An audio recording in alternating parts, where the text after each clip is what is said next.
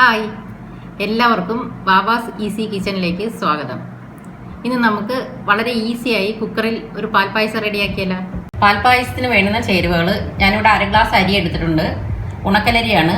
അതല്ലെങ്കിൽ പായസം റൈസ് പ്രത്യേകം വാങ്ങാൻ കിട്ടും, അത് തന്നെ എടുക്കണം. 1/2 ഗ്ലാസ്സിന് വേണ്ടുന്ന ചേരുവകളാണ്: 3/4 ഗ്ലാസ് പഞ്ചസാര, 4 ഗ്ലാസ് പാല്, 1/2 ഗ്ലാസ് വെള്ളം, 4 ഏലക്ക.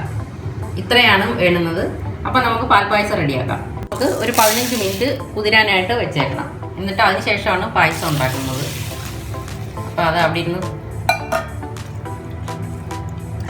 കുതിരട്ടെ. 15 മിനിറ്റ് കുതിർത്ത അരിയാണ്. നല്ലതുപോലെ കഴുകി വൃത്തിയാക്കി അല്ലും നെല്ലും എല്ലാം കളഞ്ഞിട്ട് എടുത്ത അരിയാണ്. അത് കുക്കറിലോട്ട് ഇടാം. 5 ലിറ്ററിൻ്റെ കുക്കറാണ് ഞാൻ എടുത്തിരിക്കുന്നത്. 4-5 ലിറ്ററിൻ്റെ കുക്കർ മതി. ചെറിയ കുക്കറായ അതിനകത്ത് തിളച്ച് പോകും. അതുകൊണ്ട് 4 ലിറ്ററിൻ്റെ 5 ലിറ്ററിൻ്റെ കുക്കർ മതി. അതിനുശേഷം പഞ്ചസാര 3/4 ഗ്ലാസ് പഞ്ചസാര ചേർക്കാം. പാല് 4 ഗ്ലാസ് അളന്ന് വെച്ചിരിക്കുന്ന പാലാണ്, കാച്ചിയ പാലല്ല. പിന്നെ 1/2 ഗ്ലാസ് വെള്ളം, പിന്നെ ഏലക്ക. അപ്പോൾ കുക്കർ അടച്ച് ഇനി ഒരു 25 മിനിറ്റ് നേരം ലോ ഫ്ലെയിമിൽ, വിസിൽ വരാൻ നിൽക്കരുത്. വിസിൽ പ്രത്യേകം ശ്രദ്ധിക്കേണ്ടത്, വിസിൽ കേൾക്കരുത്. ലോ ഫ്ലെയിമിൽ 25 മിനിറ്റ് കഴിഞ്ഞിട്ട് നമുക്ക് തീ ഓഫ് ചെയ്യാം. ഇത് 25 മിനിറ്റോളം കഴിഞ്ഞിട്ടുണ്ട്. അപ്പം നമുക്ക് ലോ ഫ്ലെയിമിലാണ് അത് തീ ഓഫ് ചെയ്തതിന് ശേഷം.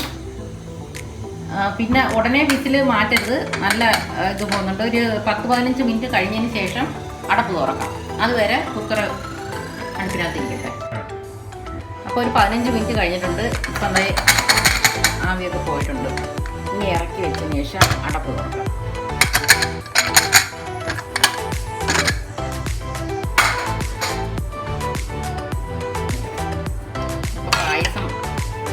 പാൽപ്പായസം റെഡി ആയിട്ടുണ്ട്. ഇനി നമുക്ക് ഒരു പാത്രത്തിലോട്ട് സെർവ് ചെയ്യാം.